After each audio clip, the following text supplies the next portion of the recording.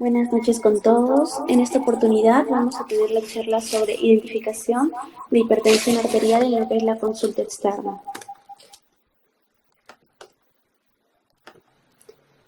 Tenemos que, frente a la consulta externa, nos vamos a tener a dos tipos de pacientes. A pacientes con hipertensión arterial tratada, arterial que nunca ha sido diagnosticada. Frente a esto tenemos que identificar esos fenotipos para poder reconocer cuándo nos vamos a presentar a una hipertensión con bata blanca.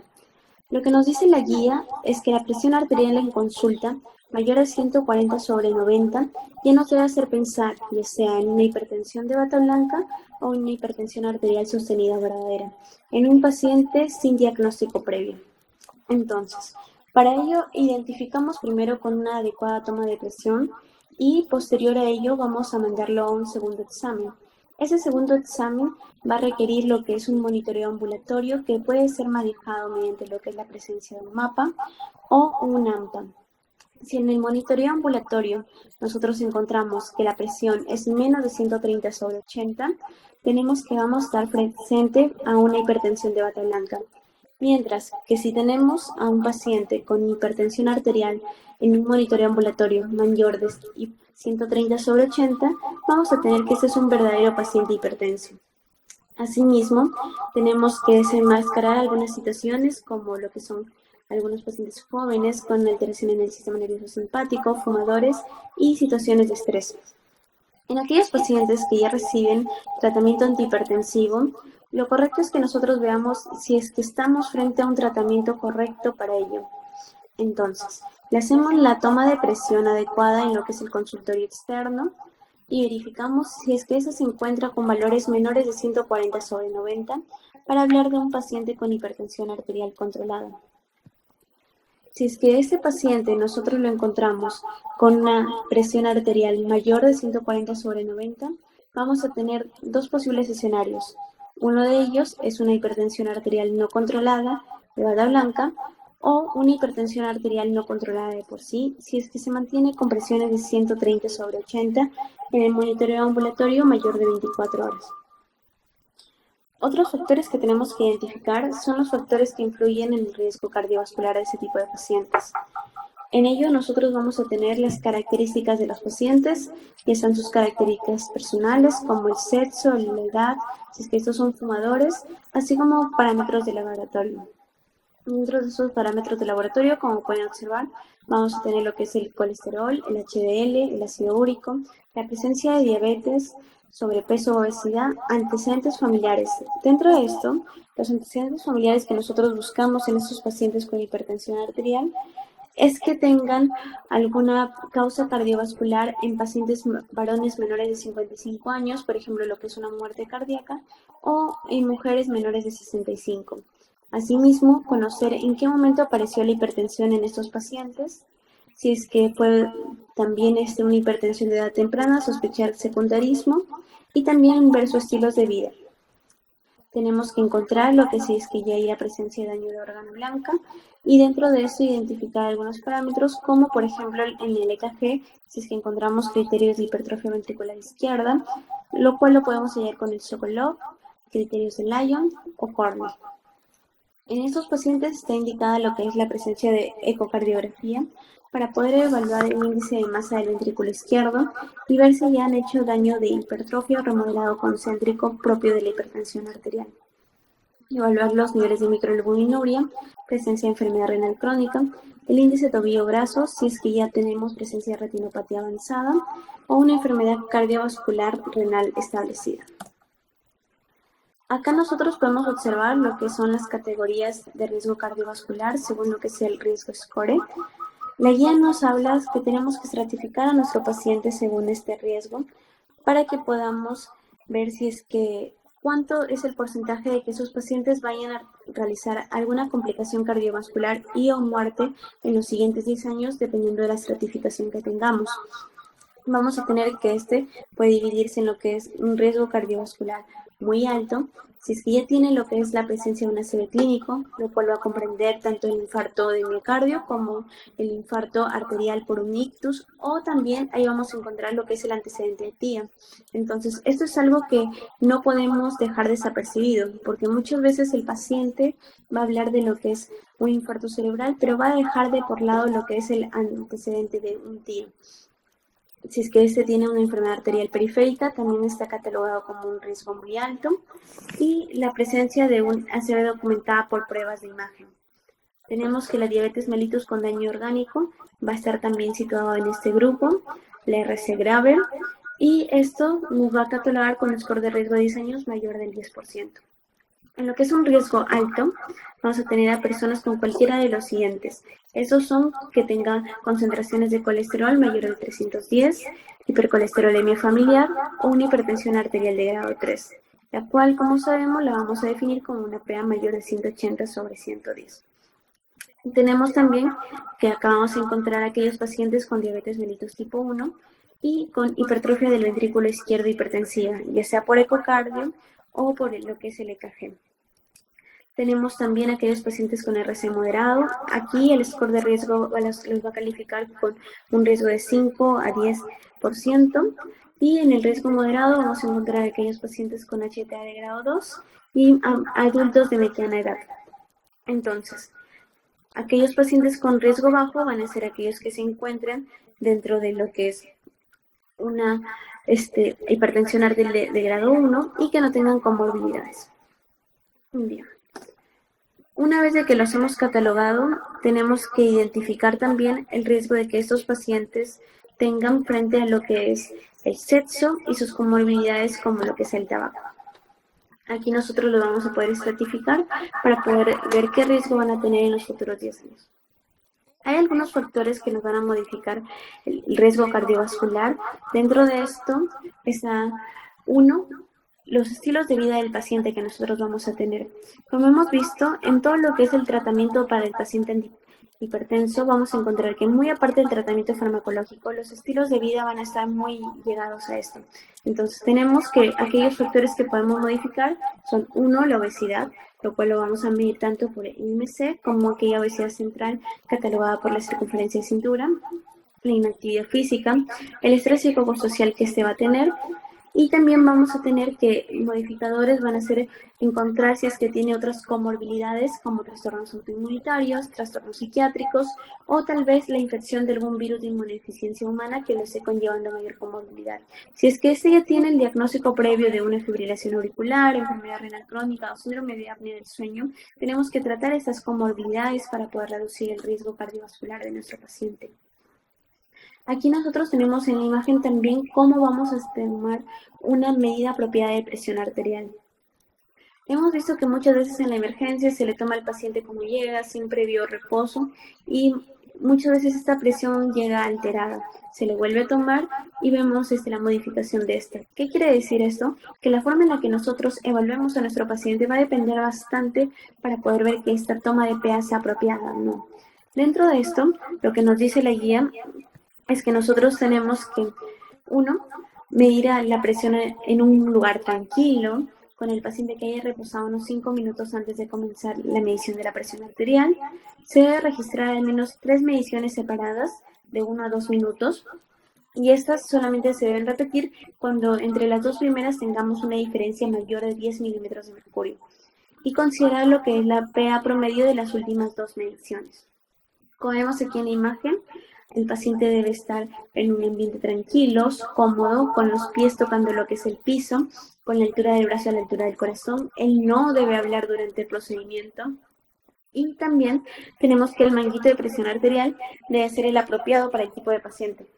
Normalmente para un paciente adulto vamos a tener que se debe ser de 12 a 13 centímetros de ancho con 35 de largo. Tenemos que considerar que para pacientes pediátricos o pacientes obesos esa circunferencia va a cambiar y el hecho de que nosotros le tomemos la presión arterial con un tensiómetro promedio también nos va a producir infravalores. Tenemos que ver que el puño del paciente está a nivel del corazón, con la espalda y el brazo apoyados para evitar incrementos de presión arterial debido a lo que es la contracción muscular o el ejercicio isométrico. También se debe tomar la presión arterial idealmente con el método auscultatorio para poder escuchar lo que son los ruidos de Korsakoff. Medir la presión arterial en ambos brazos si es que nos dedicamos a lo que es la primera consulta. Y tenemos que, adicional de esto, se debe medir lo que es la frecuencia cardíaca. ¿Por qué? Porque en pacientes que tengan fibrilación auricular y nosotros tengamos arritmias, tenemos que sacar el promedio de estas tomas de presiones arteriales. Acá podemos ver también la imagen de cómo es que tenemos que tener a nuestro paciente. Él no debe cruzar los que son las piernas. Ideal es que se tenga la vejiga vacía antes del procedimiento y utilizar lo que es el tensiómetro apropiado para el tipo de paciente al que nos encontramos. Una vez que nosotros ya hemos identificado la correcta toma de presión arterial en consultorio, si la primera consulta que hemos mencionado se le ha tomado la presión arterial en ambos brazos, podemos proceder al siguiente examen. Este puede ser un monitoreo ambulatorio por lo que es el AMPA o el MAPA. El MAPA nos va a dar la ventaja de que va a poder evaluar la presión arterial durante promedios de 15 a 30 minutos durante 24 horas y vamos a poder identificar también los descensos nocturnos de la presión arterial sistólica, los cuales también nos van a dar un pronóstico para riesgo cardiovascular en nuestro paciente. ¿Y esto por qué? Porque durante la noche nosotros vamos a tener que una disminución fisiológica de la presión arterial. Entonces, vamos a evaluar que durante la noche, si es que esta disminución es de 0 a 10%, el patrón se llama no deeper. Si es que este es del 10 al 20%, se llama deeper. Si es que este es mayor del 20%, vamos a estar frente a un deeper extremo. Sin embargo, si no hay este descenso nocturno de la presión arterial sistólica, de lo contrario, hay un aumento, vamos a estar presente a un patrón riser, lo cual es un patrón de alto riesgo cardiovascular en los pacientes y que nos está indicando que también hay una alteración en estos y amerita ajuste de dosis de tratamiento. Vamos a tener lo que es el AMPA. El AMPA es un monitoreo ambulatorio de la presión. La ventaja que vamos a tener frente a lo que es el MAPA es que es un monitoreo mucho más económico. Vamos a tener que lo vamos a poder realizar de forma continua, ideal es que lo hagamos por 5 días y que tengamos al menos 3 lecturas por día. Dentro de esas 3 lecturas vamos a considerar 2 lecturas en lo que es la mañana, la cual se considera desde las 6 a 9 de la mañana, y en la tarde, considerando esas horas desde las 6 de la tarde hasta las 9 de la noche. Se rechaza lo que son las primeras lecturas del día, se consideran las siguientes y calculamos lo que son las medidas de todas las promedios de esas presiones arteriales durante los 5 días, excepto aquellas que ya hemos rechazado. Posteriormente, también nos va a poder servir para el seguimiento de aquellos pacientes a los que ya estamos tratando con presión arterial. Para esto nosotros tenemos que seleccionar un día de la semana, de preferencia es en los días laborables, para poder saber cuál es la presión arterial promedio de este paciente durante la actividad física normal. Igual forma, cuando nosotros realizamos el mapa también se prefiere lo que son los días laborables, tomando de igual forma las mismas horas para la mañana y para la tarde y rechazando siempre las primeras lecturas. Tenemos que calcular las medias de todas estas para poder tener un promedio de presión. Entonces, en este paciente que ya hemos identificado en consultorio, ya hemos estratificado, tenemos el fenotipo de hemos visto sus comorbilidades y su score de riesgo en los futuros 10 años, tenemos que evaluar también haciendo una exploración física adecuada. Dentro de esto, tenemos que pesarlos y tallarlos para poder calcular su índice y buscar lo que es la presencia de algún signo de daño orgánico. Para ello, nosotros tenemos que hacer un examen neurológico y un estado cognitivo. ¿Por qué?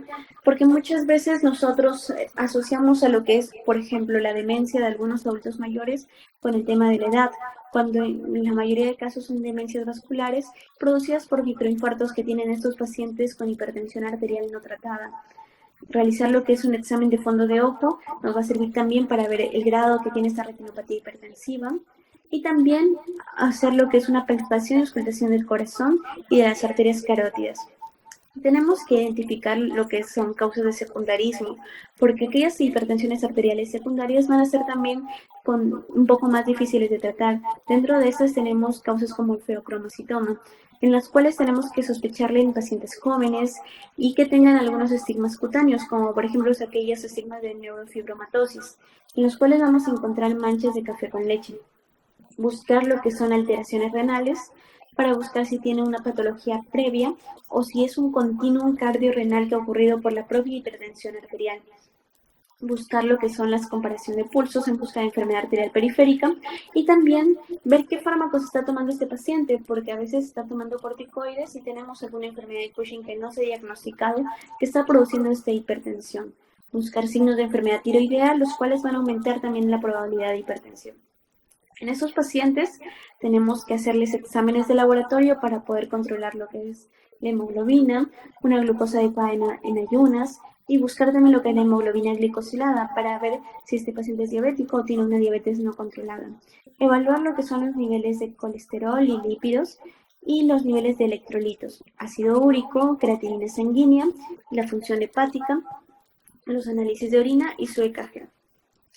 Aquí, como podemos evaluar en la imagen, el hecho de evaluar el perímetro abdominal también nos va a indicar un riesgo determinado dependiendo si es que el paciente es varón o mujer. Como pueden ver, este lo vamos a medir entre el punto medio, entre el borde costal y el borde superior de la cresta ilíaca. Lo normal que tenemos que considerar es que en el varón este perímetro abdominal debe ser menor de 95 y en un paciente femenino debe ser menor de 82. Si es que esto ya es mayor, nos va a indicar un riesgo elevado, y si es que este es mayor de 112 en los varones y mayor de 88 en las mujeres, ya nos indica un riesgo muy elevado. Nosotros tenemos que, una vez que hemos determinado estos factores de riesgo, ver en cuánto tiempo vamos a seguir monitorizando al paciente con hipertensión arterial. Si es que la presión de este paciente es menos de 130/85, vamos a tener que, y este no tiene factores de riesgo asociados, se le podría realizar una evaluación en los próximos 3 años.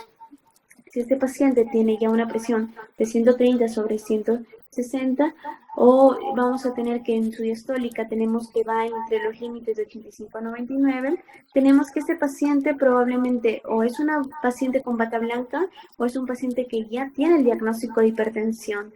Entonces en él sí amerita realizarle más visitas para poder evaluar el tema hipertensivo y poder buscar lo que son los factores de riesgo cardiovasculares. Sin embargo, si este ya tiene una presión arterial mayor de 160/100, tenemos que evaluar lo que es la presión y respuesta terapéutica en los siguientes días y semanas. Lo que es la Sociedad Española de Cardiología lo clasifica la presión arterial en grados para poder evaluar lo que son los riesgos que este va a tener y poder estratificar a nuestro paciente.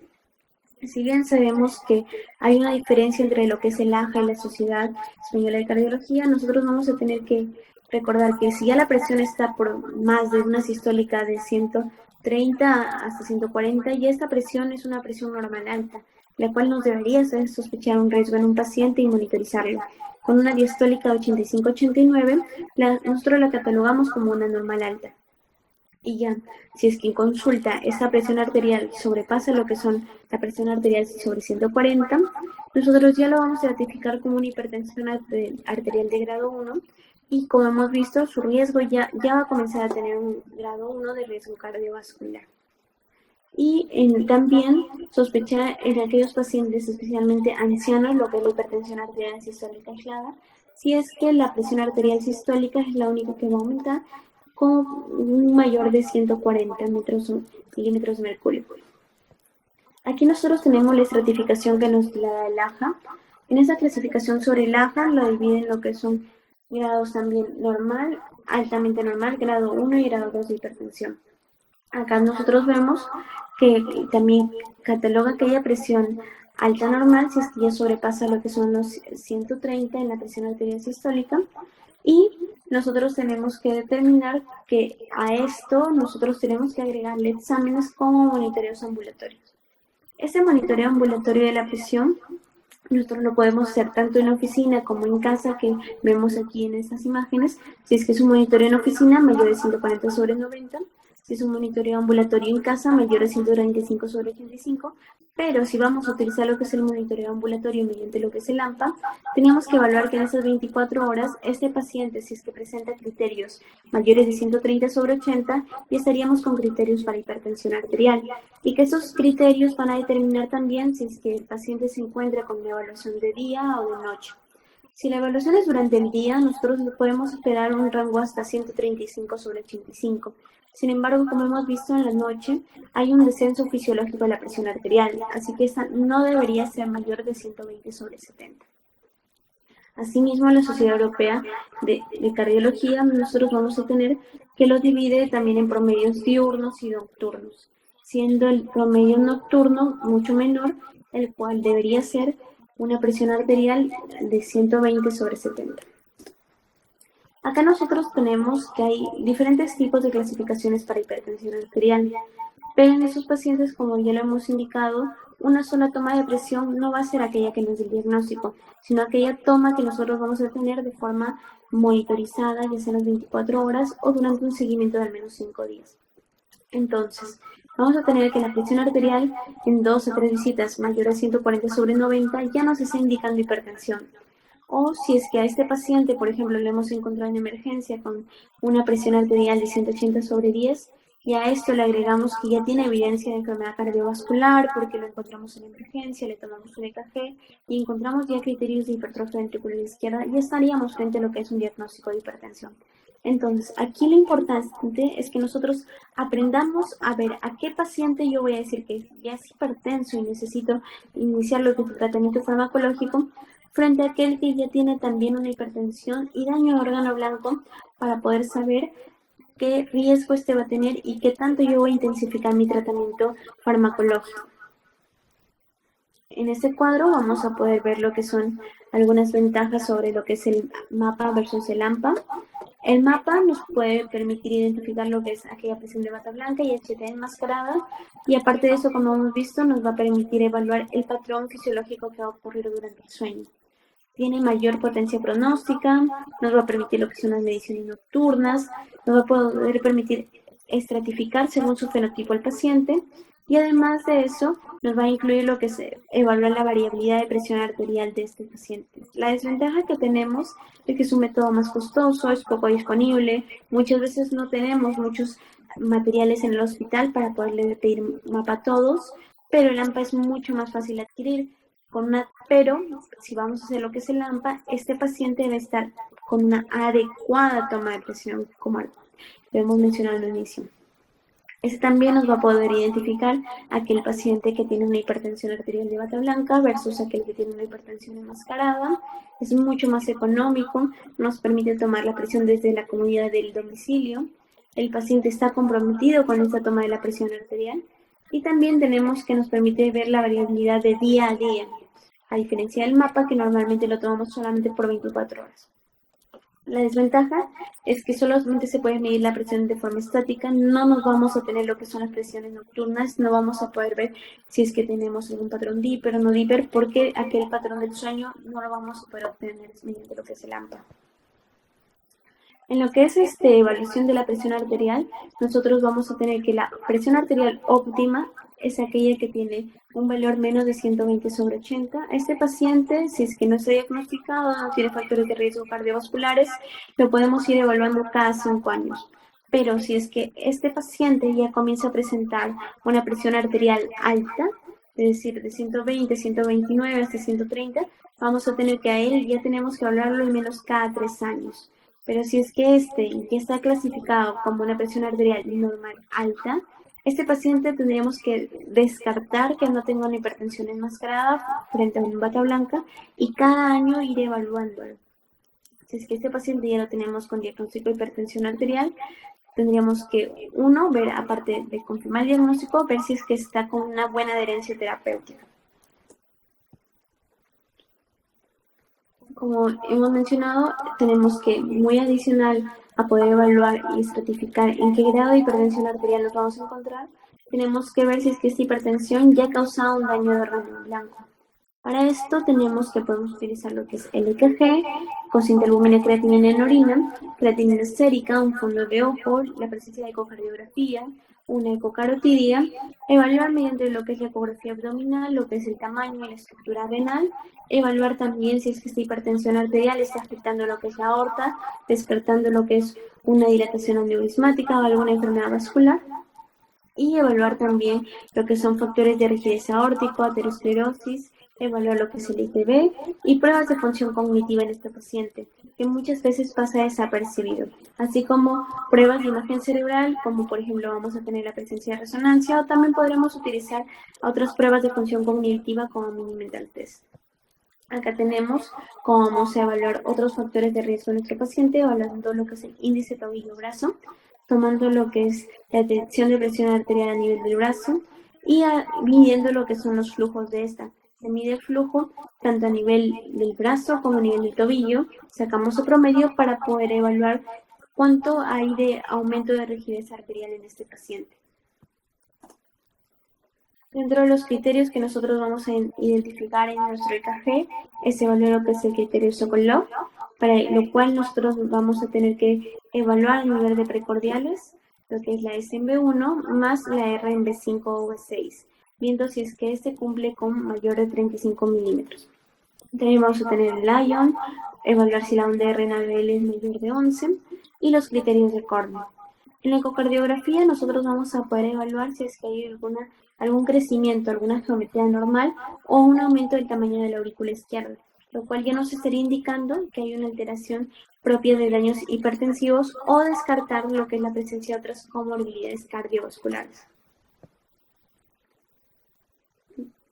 Tenemos que para lo que es el inicio del tratamiento de la presión arterial, primero vamos a tener que como nivel de evidencia 1A, tenemos que iniciar un tratamiento inmediatamente farmacológico en aquellos pacientes que ya estén dentro de un estadio 2 o 3.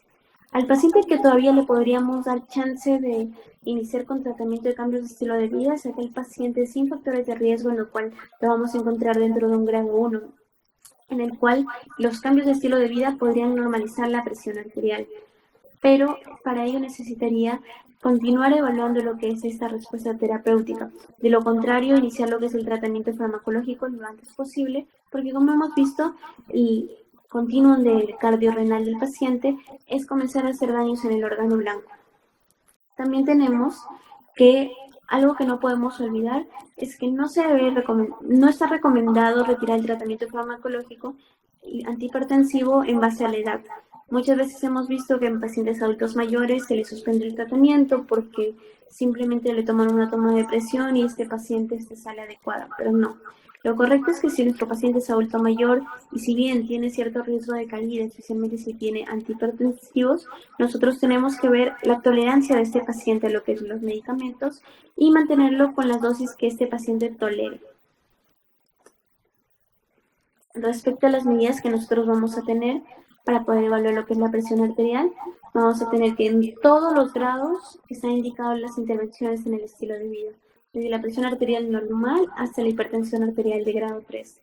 En absolutamente todas nosotros tenemos que especificarle al paciente cómo tiene que dejar de disminuir lo que es el peso, cómo es que tiene que mejorar lo que son sus hábitos dietéticos, dejar de fumar por completo y tratamiento de las comorbilidades. En aquel paciente en el cual ya lo encontramos un HTA de grado 1 y no ha respondido a las intervenciones de cambios en el estilo de vida, tenemos que iniciar lo que es el tratamiento farmacológico y estratificarlo, buscar lo que es la enfermedad en órgano blanco para poder también ver el riesgo que va a tener. Normalmente a un paciente que está en grado 1, nosotros lo vamos a poder ir evaluando su respuesta al fármaco a los 3 a 6 meses. Si este paciente ya tiene una hipertensión arterial de grado 2, nosotros de igual forma estratificamos lo que son cambios de estilo de vida, vemos lo que es el tratamiento farmacológico y a lo vamos a seguir cada 3 meses, igual que el de HTA de grado 3.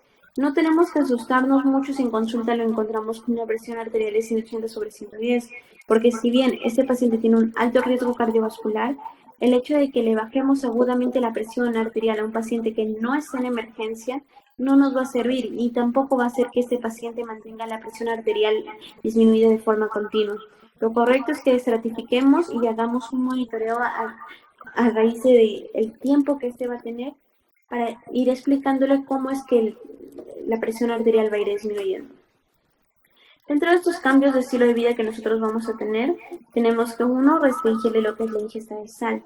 La ingesta de sal debe ser menor de 5 gramos sobre día que se va a tener Y también recomendarle sobre el consumo de alcohol debe ser reducido, o si es que se lo puede evitar sería mucho mejor. Tenemos que en pacientes varones lo indicado es que si es que va a consumir alcohol, este debe ser menos de 14 unidades a la semana, y si es que la paciente es mujer, debe consumir menos de 8 unidades a la semana. Evitar lo que son estados de ebriedad y aumentar lo que es el consumo de verduras, frutas, pescado, frutos secos, ácidos grasos no saturados, lo cual nos va a ayudar bastante para poder mejorar lo que es el estado lipídico del paciente. Indicar lo que son la disminución de peso, tanto en el evaluando lo que es el IMC como el índice de circunferencia de cintura, y recomendarle lo que es el ejercicio aeróbico regular, que al menos cumpla con sus 30 minutos de ejercicio dinámico, moderado por 5 a 7 días a la semana.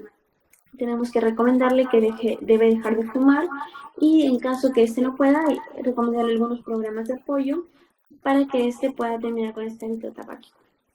Listo. Con lo que corresponde a medidas de hipertensión arterial, eso es lo más importante que quería manifestarles por hoy, para que podamos aprender a identificar a nuestro paciente y ver los riesgos que va a tener, así mismo como las recomendaciones que le vamos a otorgar. Gracias.